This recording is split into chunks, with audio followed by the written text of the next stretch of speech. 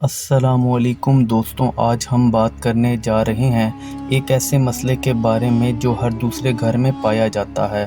کمزور نظر یا ویک آئی سائٹ، چاہے بچہ ہو یا بڑا۔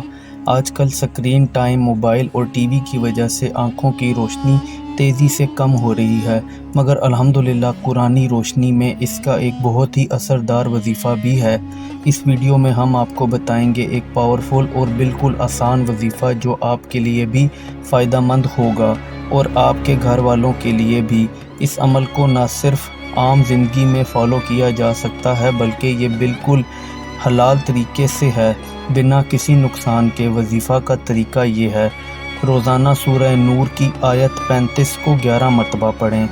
اللہ نور السماوات والارض، ہر مرتبہ پڑھنے کے بعد درود شریف ایک مرتبہ ضرور پڑھیں۔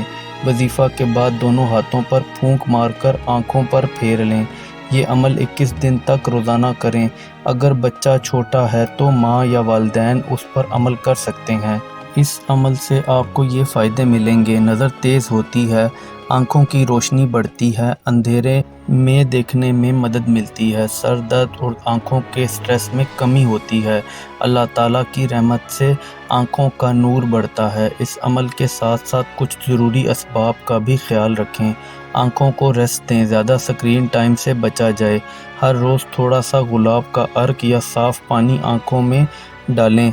ڈائٹ میں گاجر، پالک، بادام اور مچھلی کا استعمال اپنائیں۔